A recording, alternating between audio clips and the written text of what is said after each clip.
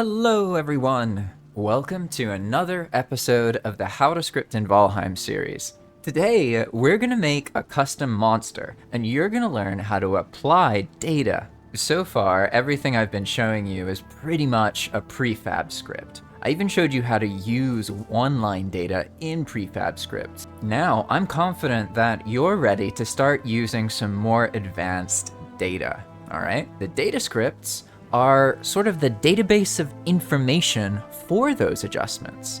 Things like scale, monster health, names, any kind of text, all of this stuff is data. I'm just gonna start this script at the bottom of one of my other scripts because I'm gonna delete this anyway. First, we need to set up a very basic script. So why don't we go with the same thing from before? You remember we were jumping and making goblin? So let's test this basic thing. There we go. We jump, we get a goblin. All right, that's working. But as you saw, that was just a normal goblin. What if we wanted to make it a different goblin, make it move faster, give it a name, etc., etc.? Well, that's what we're going to do in this video.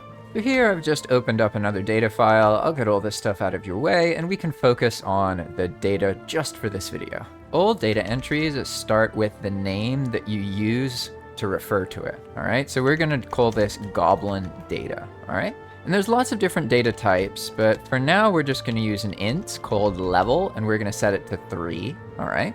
And this string is a humanoid.m_name special goblin guy. So let's save our file, and then we're gonna copy the name of this data that we just created, and we're gonna put it in the jumping script. So instead of spawning a normal goblin, we're going to spawn a goblin with the goblin data. So now when I jump, we get a 2-star goblin called Special Goblin Guy. But this is pretty rudimentary. I already showed you this before. I just wanted to make sure you're comfortable with it.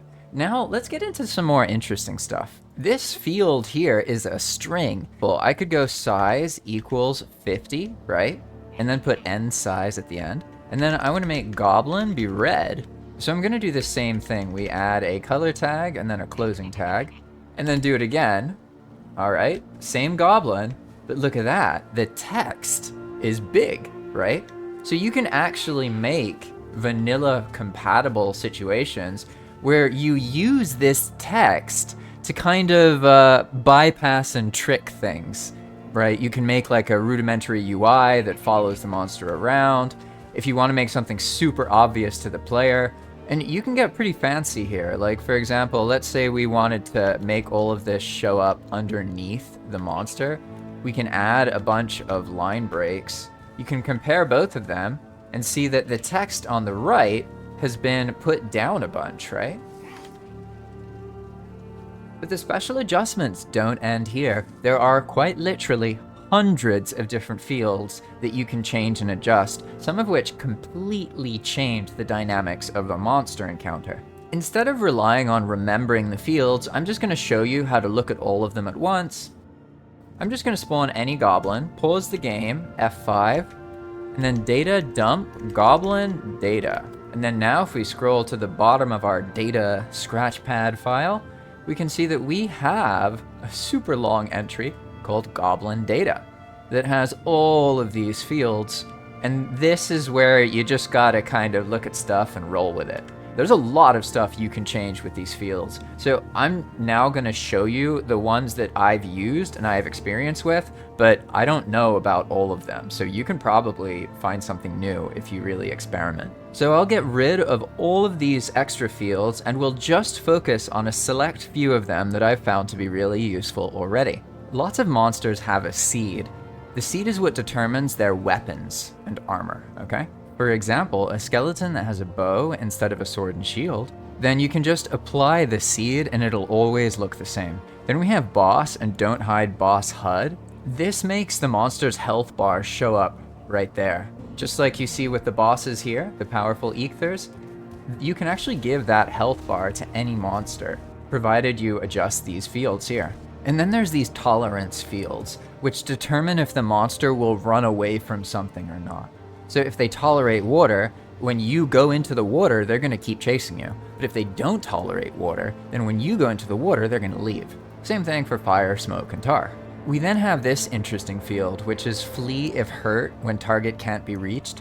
You've probably seen this in Valheim before, where you'll be shooting a monster from high up on something and then the monster runs away. Well, this is that exact field in action. Speaking of bosses, have you ever noticed how the bosses always know where you are once you get near them? Well, that's caused by this field here, Enable Hunt Player. If you set this to 1, then they'll always chase the player. They can't lose sight of the player. It's still possible for the player to escape them if the player gets enough distance away that the monster is no longer in the loaded zone, then it'll stop functioning. The rest of these ints are pretty self-explanatory, so I'm going to move on. Hashes with monsters are similar to players in that they determine what equipment the monster has. Unfortunately, it's not as simple as just putting whatever you want on them. It's pretty limited in the kinds of things that attach properly and that kind of thing, so I would encourage you to just kind of ignore monster hashes for now. Next, we have the floats. This concerns the health, their stamina usage, their speed, a whole bunch of stuff. These are where you'll really have a lot of fun adjusting things. Floats are the fine-tuning of how powerful the monster is, how fast it moves, how much health it has, etc., etc. I'll just cover some of the floats that are useful to mess with. First, there's max chase distance. This determines how many meters the monster will follow the player before it just gives up and runs back. Minimum attack interval here determines how much time in between each attack. So if you set it to 10, the monster will attack once and then run around for 10 seconds before it attacks again.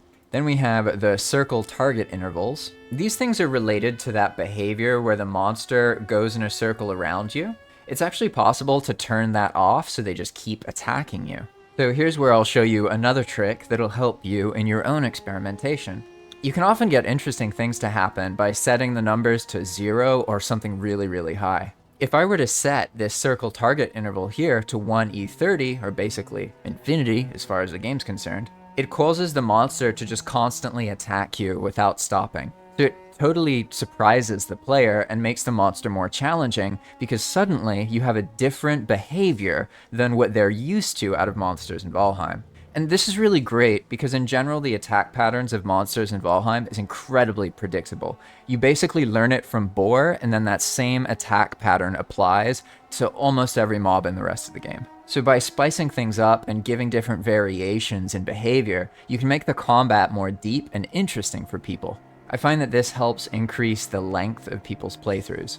It takes longer for them to get bored, and they enjoy exploration and combat more because they feel like there's something else out there, something they don't understand, and that can be really beneficial in a game like Valheim with such a huge world to explore. You can also adjust their view range and their view angle, and then there's all of the things related to flying. That's how the flying bone maul was made, and later on in this course I'll show you how to make a flying bone maul because it's a good example of more advanced character customization.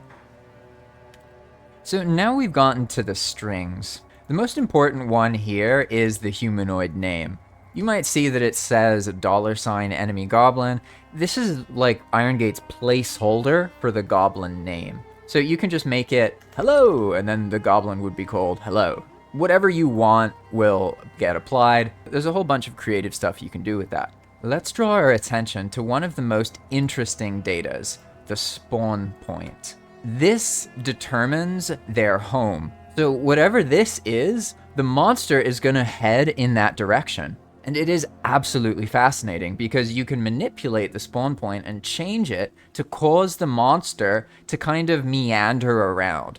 It's not something that happens quickly, but you absolutely can add behavior to monsters where they seem to go from point A to point B. And later on, I'll show you exactly how to do that. It's a little bit more complicated though, because you need to get used to parse and returning data from a poke and using it.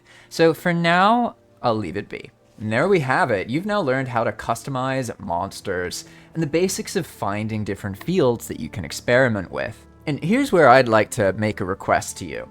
I would love to know more about fields, but I haven't been able to test every single thing. There's a lot of undiscovered stuff we haven't found yet. So if you find something cool, please comment on the channel and let me know, because if you tell me, then I'll tell a bunch of people, so we can kind of work together and figure out what all of this stuff means and share some really cool tricks to make fun experiences in EWP Valheim. If you've been enjoying this course and you want to support my work, then consider supporting me on Patreon. Even just like 20 bucks makes a big difference, to be honest. Alternatively, if you want to get your own server, then consider renting a dedicated Valheim server from my sponsor, Zap Hosting. Then again, you could just like this video and subscribe to the channel. If you share the video with a friend, that really goes a long way. Thanks for watching, and I'll see you in the next episode of How to Script in Valheim.